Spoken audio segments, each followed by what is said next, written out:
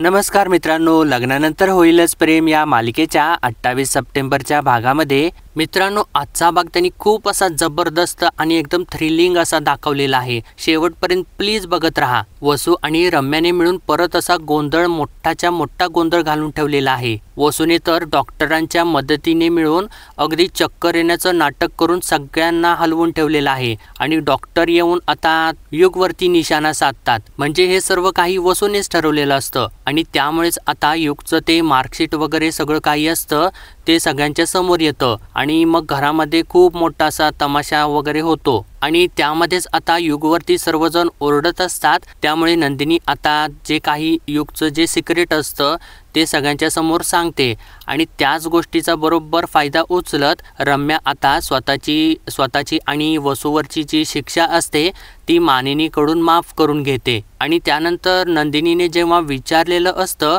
की घरामध्ये असं तर कोणीच केलेलं नाही, तर तेव्हा आता मानिनी जाऊन काव्याच्या समोर उभी राहते आणि ती बहुतेक आता काव्याबाबतीत जे काही झालेलं असतं ते सर्वांच्या समोर सांगणार आहे। तर चला मित्रांनो, आजच्या भागाला आपण सुरुवातीपासून बघूयात। वसूचा आणि काव्याचा अजून वाद चालूच असतो। तर तेव्हा वसू काव्याला म्हणते, अगं वयाचा तरी जरा भान ठेव, तू माझी लाज काढणार आहेस का? तर तेव्हा काव्य तिच्यावरती जोराने ओरडते, हो काढणार, एकदा नाही तर 100 वेळा काढणार। आणि असं त्या दोघींचा वाद चालू असताना आता इतका वेळ गप्प असलेली मानिनी बास असं जोराने ओरडते। तर तेव्हा आता सर्वजण तिच्याकडे बघू लागतात। तर मानिनी पुढं म्हणते आणि आवाज खाली करायचा। तर वसू आता नाटक सुरू करते आणि मानिनी जवळ जाते आणि तिला म्हणते, अगं मानिनी, निदान तू तरी आमच्या मनाचा विचार कर ग। अगं विक्रमला तर आमची दया सुद्धा येत नाहीये, अगं निदान तू तरी विचार कर। आणि हात जोडून म्हणते, अगं माफ कर ना आम्हा दोघींना।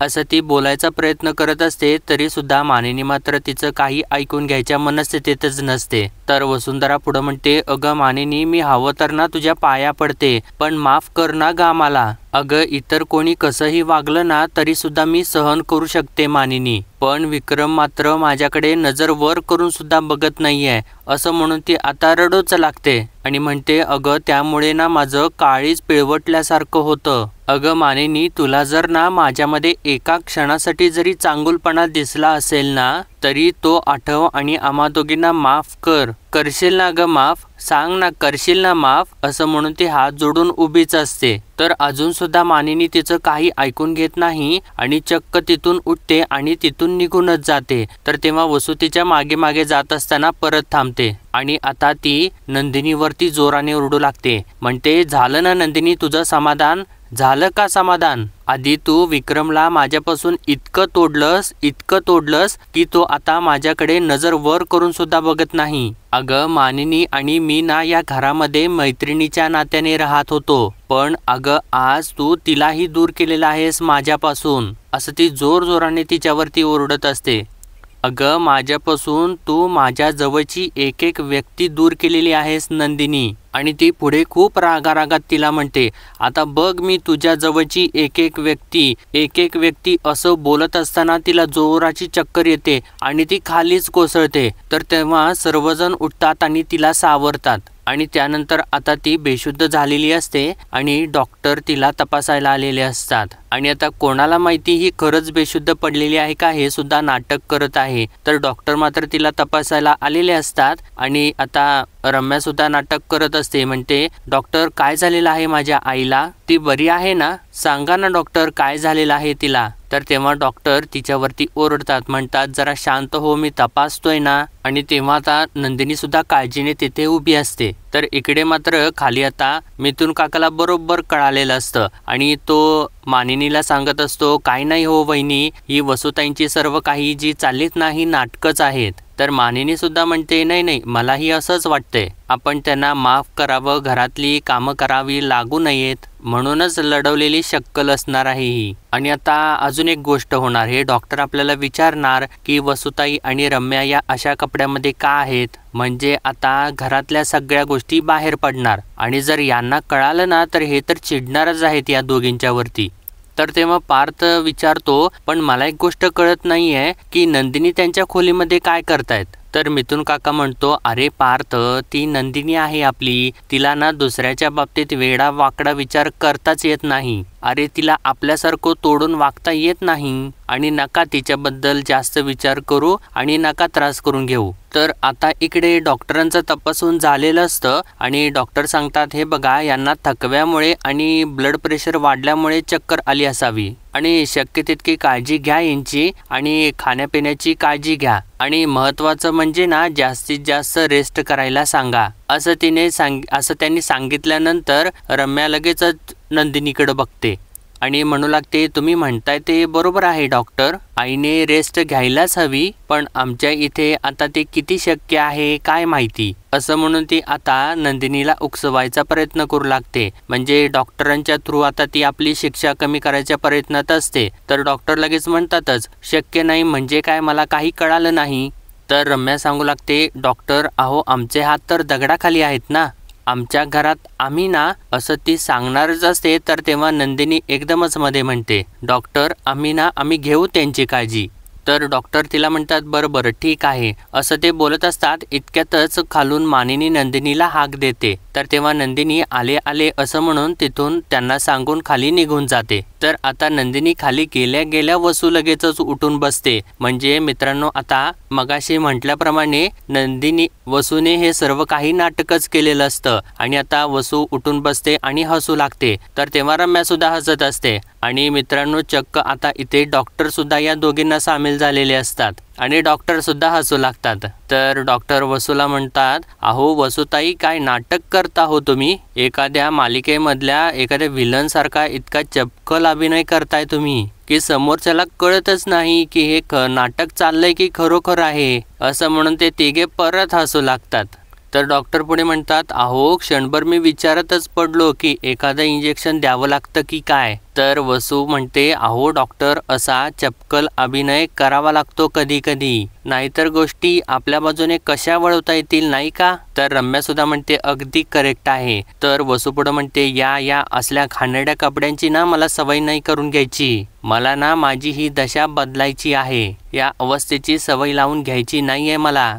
अहो म्हणून तर तुम्हाला बोलवलं ना मी. काय आहे ना डॉक्टर माझ्या एकटीच्या नाटकाने ना ही माणसं घोळात येणाऱ्यातली नाही आहेत, त्यामुळे आता तुम्हाला ना खरोखरीचा अभिनय करावा लागेल, नाटक वाटता कामा नये आणि जमेल ना तुम्हाला. तर असं तिने विचारल्यानंतर डॉक्टर सुद्धा लगेच म्हणतात हो जमेल की, का नाही जमणार. तर तेव्हा वसू विचारते लक्षात आहे ना सगळं. तर तेव्हा डॉक्टर सांगतात एकदम परफेक्ट डोक्यामध्ये घोळून आलोय की किती आणि काय बोलायचं. तर वसू म्हणते आता एकदम उत्तम काम केलेत तुम्ही.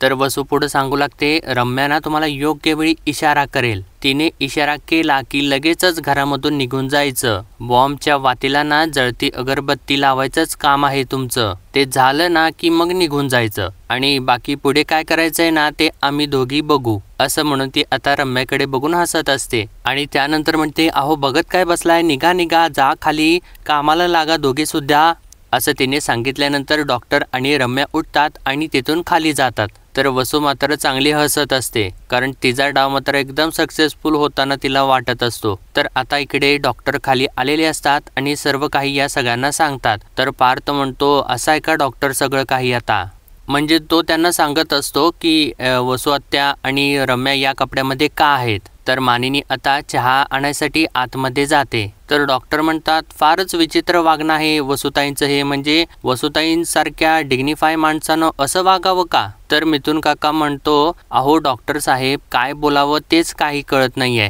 ते म्हणतात ना आपलेच दात आणि आपलेच ओठ, तसंच काहीतरी झालेलं आहे. म्हणजे आता कसं आहे माहिती का, त्यांच्याबद्दल काही बोलायचं म्हटलं तर आता आम्हालाच लाज वाटायला लागलेली आहे. आणि तुम्हाला म्हणून सांगतो कारण तुम्ही आता पडले आमचे फॅमिली डॉक्टर. ते म्हणतात ना ते पोलीस वकील डॉक्टर त्यांच्यापासून काही लपवायचं नसतं, म्हणून तुम्हाला आम्ही सांगतोय जे काही आहे ते. म्हणजे वसुताईंच्याकडून ही अपेक्षा नव्हती, उलट आपली लाज आपण झाकायची असती असं तो सर्व काही सांगत असताना इकडे रम्या मात्र तिथं आलेली असते. तर मिथुन काका पुढे म्हणतो लाज झाकायची असते का चावडीवरती आणायची असते तुम्ही सांगा बरं. अहो त्यांना ते कसं काय कळालं नाही, मला काही कळलंच नाही. काय झालं माहितीये का, यामध्ये ना सोन्यासारख्या माणसांची मनं दुखावली गेलेली आहेत आणि घराचं वाटोळं झालेलं आहे. I don't like this. तर डॉक्टर सुद्धा म्हणतात नाही नाही खरं आहे, मला सुद्धा नाही वाटत की तुमचं काही चुकलं आहे ते, आणि हो खोटेपणाला शिक्षा ही व्हायलाच पाहिजे. आणि युगला विचारतात काय युग खरं आहे ना. आणि युगला त्यांनी विचारल्यानंतर सगळ्यांना थोडं आश्चर्यच वाटतं आणि युगला सुद्धा धक्का बसतो. तर युग सुद्धा मनात विचार करू लागतो यांनी मला असं का विचारलं असेल बरं. तर तेव्हा डॉक्टर त्याला म्हणतात काय रे काय झालं, इतका का घाबरलास तू. तर मित्रांनो बहुतेक आता असंच वाटतं इथे की इथे सगळ्यांचा म्हणजे या रम्याचा, वसूचा आणि या डॉक्टरांचा मिळून हा डाव असणार आहे. तर डॉक्टरांनी आता असं विचारल्यानंतर युग म्हणतो नाही नाही असं काही नाही, तुम्ही काय असं अचानक मला विचारलंत ना, त्यामुळे मला काय रिॲक्ट करायचं कळालं नाही. तर डॉक्टर पुढे म्हणतात आणि मला सुद्धा नाही कळालं की तुला इथे बघून काय रिॲक्ट व्हावं ते. तर पार्थ आता डॉक्टरांना विचारतो म्हणजे काय. तर डॉक्टर सांगतात नाही आमची मिताली तर कधीच गेली आहे नाशिकला कोर्ससाठी, म्हणूनच तुला इथे बघून मी जरा विचारात पडलो. तर तेव्हा आता काव्यामध्ये सगळ्यांना थांबवते आणि विचारते एक मिनिट मिताली कोण आहे. तर पार्थ सांगतो ती यांची मुलगी आहे. युग आणि मिताली ना एकाच इन्स्टिट्यूशनमधून MBA करत आहेत. तर तेव्हा डॉक्टर पण पुढे सांगू लागतात हो आणि गणपती झाल्यानंतर लगेचच आमची मिताली गेली नाशिकला, म्हणूनच मी विचारलं की कॉलेज सुरू झालं तरी हा इथे अजून कसा काय. तर तेव्हा पार्थ सांगतो आमचा नवाबजादा आहे ना हा, त्यामुळे फॅमिली बरोबर टाइम स्पेंड करावा म्हणून थांबला असेल कदाचित. हो ना युग बरोबर आहे का.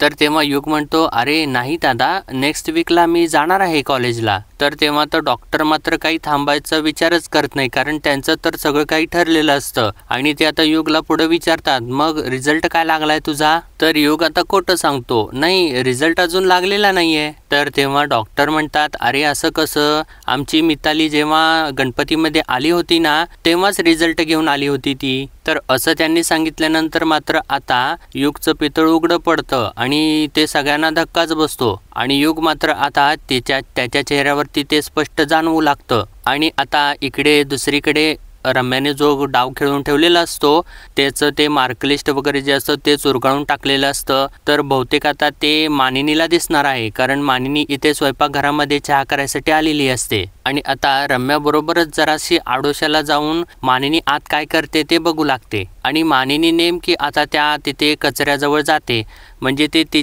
तिला दिसतंच, कुणालाही दिसलंच असतं ते, कारण ते रम्याने असं काही विस्कटून टाकलेलं असतं. आणि मानिनी म्हणते अरे काय हे इथं असं कसं काय हे सगळं पडलंय आणि कसा काय कचरा टाकलाय रम्याने या. आणि बरोबर ती पहिल्यांदा त्या कचऱ्यामधून ते चुरगाळलेलं एन्व्हलप उचलून आपल्या हातामध्ये घेते आणि म्हणते अरे हे काय आहे, एन्व्हलपचा असा बोळा करून टाकलाय. आणि म्हणते काही महत्त्वाचं तर नाहीये ना. आणि बरोबर आता इथे रम्याचा प्लॅन वर्क होतो आणि मानिनी आता तो बोळा व्यवस्थित करते आणि त्याच्यावरचं लिहिलेलं वाचते आणि म्हणते की रजिस्टर पोस्टने आलेलं आहे हे तर. आणि त्याच्यावरचं युगंधरचं नाव वाचते आणि म्हणते अरे बापरे हे तर युगच्या नावाने आलेलं आहे. आणि त्यानंतर आता त्या एन्व्हलपमधून मार्कशीट बाहेर काढते आणि ते मार्कशीट बघितल्यानंतर तर तिच्या पायाखालची जमीनच सरकते. आणि आता रम्या आणि वसूचा हेतू बरोबर साध्य होतो आणि तिथे फेल असं लिहिलेलं बघून मानिनी तर खूप संतापते. तर रम्या आता ते सगळं बघून म्हणते आत्ता खरी मजा येणार. तर आता रम्या ते सर्व काही बघते आणि इकडे बाहेर लगेचच धावत येते आणि डॉक्टरना ती ठरल्याप्रमाणे इशारा करते. तर तेव्हा डॉक्टर अचानकच उठतात आणि म्हणतात मला पेशंटचा एक अर्जंट कॉल आलेला आहे, मी आता निघतो. आणि आपली बॅग वगैरे हातात घेतात. तर पार्थ म्हणतो अहो डॉक्टर पण तुमच्यासाठी चहा ठेवलेला आहे. तर डॉक्टर म्हणतात नाही नाही चहा नको, पण तुम्ही जरा वसुताईंची काळजी घ्या. असं ते सर्व बोलत असताना इकडे युग मात्र चांगलाच घाबरलेला असतो, कारण आता यानंतर म्हणजे डॉक्टर गेल्यानंतर आता काय बोलायचं आणि काय सांगायचं याचं त्याला खूप जाम टेन्शन आलेलं असतं. तर डॉक्टर पुढे म्हणतात त्यांना झेपत नाहीये, त्यांची जराशी काळजी घ्या असं ते सांगतात आणि लगेचच तिथून निघून जातात. तर डॉक्टर गेल्या गेल्या पार्थ लगेचच थोडासा रागाच्या स्वरात युगला विचारतो अरे युग तुला नक्कीच खरोखर मार्कशीट मिळालेली नाहीये ना. तर युग सुद्धा आता एकदम शांत स्वरात त्याला सांगतो अरे हो दादा नाही खरंच मला मार्कशीट मिळालेली नाहीये आणि मी का खोटं बोलणार आहे. असं तो बोलत असताना आता इकडून मानेने ठरल्याप्रमाणे म्हणजे त्या रम्याच्या आणि वसूच्या प्लॅन प्रमाणे तिला ते जे मार्कलिस्ट सापडलेलं असतं आणि ती लगेचच आता ते मार्कलिस्ट घेऊन त्यांच्या समोर येते आणि युगला विचारते हे काय आहे युग. आणि आता मानिनीच्या हातामध्ये मार्कशीट बघून सगळ्यांना धक्का बसतो आणि सर्वजण आता पुढे येऊ लागतात आणि ते मार्कशीट बघू लागतात. तर तेव्हा नंदिनी विचारते पण हे काय आहे आई. तर तेव्हा मानिनी म्हणते ही युगची मार्कशीट आहे, बरोबर आहे ना रे युग, असं त्याला सुद्धा ती विचारते. तर पार्थ तर अजून सुद्धा रागारागाने युगकडे बघत असतो आणि परत मानिनीला विचारतो तुला कुठे मिळाली ही मार्कशीट. तर तेव्हा मानिनी सांगते ही मला किचनमध्ये मिळाली, कचऱ्यात टाकली होती बोळा करून. आणि असं तिने सांगितल्यानंतर मात्र युगला थोडंसं आश्चर्याचा धक्काच बसतो, कारण त्यानं तर ते मार्कशीट चांगलं व्यवस्थित कपाटामध्ये एका बॉक्समध्ये लपवलेलं असतं आणि त्याला काही कळतच नाही की ते मार्कशीट इथे स्वयंपाकघरामध्ये कसं काय आलं आणि ते सुद्धा बोळा करून टाकलेलं असतं.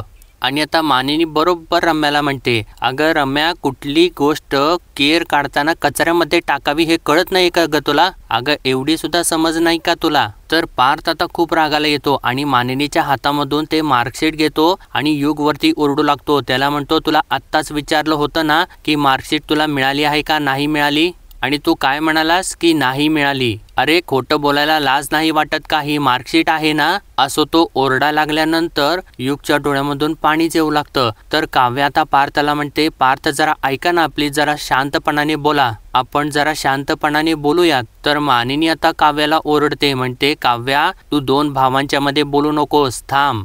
तर पार्थ आता ती मार्कशीट चेक करतो आणि बघतो तर युग नापास झालेला असतो आणि तो युगला रागारागात विचारतो हे काय तू नापास झालेला आहेस, आणि त्याचं ते बोलणं ऐकल्यानंतर इथे सगळ्यांनाच धक्का बसतो. तर पार्थ पुढे म्हणतो अरे तुला कशाला पाठवलं आम्ही तिथे, अभ्यास करायला ना, अरे का टवाळक्या करायला पाठवलेला आहे, असं म्हणून तो त्याचा कान पकडून जोराने खेचतो. तर तेव्हा नंदिनी आता पुढे येते आणि म्हणते अहो पार्थ काय करताय तुम्ही, जरा राग आवरा तुमचा, अहो कशासाठी ओरडता एवढं त्याच्यावरती, नका रागावू त्याला. तर तेव्हा पार्थ म्हणतो अहो नंदिनी याने घरामध्ये कोणाशी बोलायला नको का, अहो सांगायला नको का काय चाललंय काय नाही चाललं ते. आणि त्यानंतर युगला विचारतो अरे असा कसा काय नापास झालास तू, अभ्यास केला नाहीस म्हणून नापास झालास. तर तेव्हा युग काही बोलत नसतो आणि तो रडतच असतो. तर इकडे रम्या मात्र हसत असते. तर तेव्हा युग आता थोडंसं जांभडू लागतो, म्हणतो अरे दादा ते, असं म्हणत असताना मानिनी जोराने ओरडते अरे काय युग काय आहे ते खरं सांग आता. तर असं ती रागारागात विचारत असताना नंदिनी मध्येच बोलते आणि म्हणते थांबा थांबा आई मी सांगते काय झाले ते. आणि असं तिने म्हटल्यानंतर सगळ्यांना थोडं आश्चर्यच वाटतं की हिला कसं काय माहिती आहे युगबद्दल. आणि आता नंदिनी म्हणते हे बघा तुम्ही प्लीज त्याच्यावरती कोणी ओरडू नका, कारण त्याचं ना ब्रेकअप झालेलं आहे म्हणून कदाचित तो फेल झाला असावा. आणि असं तिने सांगितल्यानंतर मात्र आता सगळ्यांना तर मोठाच धक्का बसतो आणि सगळेच एकदम आश्चर्याने त्याच्याकडे बघू लागतात. तर मानिनी म्हणते ब्रेकअप, तर नंदिनी पुढे म्हणते आई मिथुन काका पार्थ मी बोललेले आहे युग सोबत आणि तो असाच रडत बसलेला होता आणि आल्यापासून मी बघत होते तो असा हरवल्यासारखाच वाटत होता. मी स्वतः त्याला कारण विचारलं तेव्हा त्याने मला स्वतः सांगितलं की त्याच्या आयुष्यामध्ये एक मुलगी होती, ती त्याला सोडून गेली आणि कदाचितच त्याच्या या सगळ्या गोष्टीमुळे अभ्यासामधून त्याचं लक्ष उडालं असेल आणि तो फेल झाला असावा, असं ती सर्व काही सांगून जाते. आणि तेव्हा युगला मात्र त्या गोष्टीचं खूप वाईट वाटतं आणि त्याने फार विश्वासाने नंदिनीला सर्व काही सांगितलेलं असतं की ही गोष्ट तिने कुणाला सांगू नये आणि ती मात्र सगळ्यांच्या समोर हे सगळं काही सांगून टाकते. आणि युग आता तिच्याकडे बघून नाही नाही तू हे सांगायला नको पाहिजे होतंस असं म्हणून रिॲक्ट होत असतो. तर तेव्हा आता मानिनी मात्र हे सगळं ऐकल्यानंतर खूप रागाला येते आणि जाऊन आता रागारागात युगचा कान पकडते आणि त्याला म्हणते अरे युग ही सगळी काही थेरं करायला पाठवलं होतं का तुला तिकडे, अरे शिकायला पाठवलेलं होतं ना, अरे प्रेमात पडण्याचं वय तरी आहे का तुझं, अरे याच वयात पार्थ आणि जीवा सुद्धा बाहेर राहून शिकलेले आहेत पण त्यांनी नाही हे असं काही सुद्धा केलं. तर तेव्हा आता पार्थ मानिनीला शांत करतो, तिला म्हणतो आई थोडंसं शांत हो. तर तेव्हा आता या सगळ्यांचं म्हणजे रागराग चालू असतं इतक्यात आता रम्यामध्ये येते आणि म्हणते मामी सॉरी म्हणजे मी मध्ये बोलते, म्हणजे युगने आपल्याला सांगितलं नाही तो खोटं बोला हे चुकीचंच आहे, पण नंदिनीला तर सगळंच माहिती होतं ना, मग तिने का लपवलं सगळ्या आपल्यापासून, असं ती म्हणून आता सगळ्यांचं लक्ष म्हणजे आता युगवरचा सुद्धा राग सगळा नंदिनीवरती जावा याचा प्रयत्न करू लागते आणि तिने असं सांगितल्यानंतर आता काव्या मात्र तिच्याकडे एकदम रागाने बघू लागते आणि ती रम्याला म्हणतेच, अगं रम्या, तू उठता बसता नंदिनी ताईला काय टार्गेट करतेस प्रत्येक गोष्टीमध्ये? तर रम्या तिला म्हणते, कारण ना तुझी ताई ना खोटारडी आहे, डबल स्टँडर्ड आहे आणि तिचे खायचे दात वेगळे आणि दाखवायचे दात वेगळे आहेत. तर आता काव्या जामच चिडते आणि तिच्याकडे बोट करून तिला म्हणते, तोंड सांभाळून बोला रम्या. एक तर पहिली गोष्ट, या घरामध्ये कोणालाही काहीही बोलायचा हक्क तू गमावलेला आहेस आणि दुसरी गोष्ट, मोहितेंच्या मुलींच्या वरती ना लपवाछपवी करायचे आणि खोटे बोलायचे संस्कार नाही आहेत, हे लक्षात ठेवायचं. तर रम्या चक्क आता पुढं म्हणते, अगं तुझे वडील ना गिळून बसले आहेत माझ्या बाबांना, अगं तुमच्यावरच्या संस्कारांबद्दल काय बोलायचं आहे, असं ती बोलत असताना परत काव्या तिच्यावरती ओरडत असते आणि इतक्यातच आता पार्थ जोराने ओरडतो, इनफ, असं त्यानं म्हटल्यानंतर आता या तिघी सुद्धा एकदम शांत होतात. तर पार्थ पुढे म्हणतो, बास कर आता ही भांडणं. तर त्यानंतर रम्या आता पार्थच्या समोर येते. का रे पार्थ, युग खोटं बोलला ते चालतं, या नंदिनीने लपवाछपवी केली तेही चालतं, मग मला आणि आईला वेगळे नियम का, असा ती जाब आता पार्थला विचारते. आणि त्यानंतर मानिनी समोर जाते आणि तिला विचारते, मामी तूच सांग, या घरामध्ये खोटं बोललं खोटं वागलं तर त्याची शिक्षा मिळते ना? शिक्षा म्हणूनच मला आणि आईला या घरची कामं करावी लागतायत, धुणं भांडी करावी लागतायत, स्वच्छता करावी लागतीये, किचनची कामं करावी लागतायत, मग हीच शिक्षा खोटं बोलणाऱ्या प्रत्येकाला द्यायला नको का, असा ती आता मानिनीला सुद्धा जाब विचारते. आणि पुढं म्हणते, युग खोटं बोललेला आहे, नंदिनी सुद्धा खोटं बोललेली आहे आणि पुढं चक्क म्हणते, या काव्याने सुद्धा काहीतरी लपवलेलं असूच शकतं.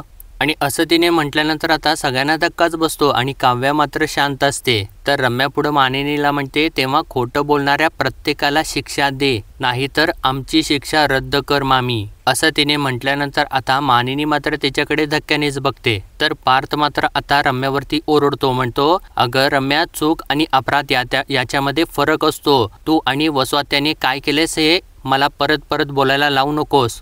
तर तेव्हा मिथुन काका सुद्धा म्हणतो, रम्या, पार्थ बरोबर बोलतोय, उगाच ना शिक्षा कमी करण्यासाठी नाटकं करू नकोस आता. हे बघ, नंदिनीच्या हातून झालेली ती चूक आहे आणि तुम्ही जो केलाय ना तो गुन्हा आहे आणि याच्यामध्ये ना जमीन आसमानचा फरक आहे, कळलं का तुला? तर तेव्हा काव्या सुद्धा लगेच सूर ओढते, म्हणते, ते बरोबर आहे हो काका, यांच्या जागी दुसरं तिसरं कोणी असतं ना तर आपली चूक झालेली आहे म्हणून ना समोरचा माणूस जे काही सांगेल ना ते मान खाली घालून केलं असतं, पण ही आणि हिची आई या दोघींनी सुद्धा ना लाज विकूनच वागायचं ठरवलेलं आहे. तर असं काव्याने बोलल्यानंतर रम्या एकदम रागाला येते आणि काव्याच्या अंगावरतीच जाते आणि तिला बोट करून म्हणते, काव्या, तोंड सांभाळून बोला तुझं, मी एकदाही असं म्हटलेलं नाहीये की आम्ही चुका केलेल्या नाहीत, माझं फक्त एवढंच म्हणणं आहे की प्रत्येकाला ना एकाच न्यायाने वागवावं.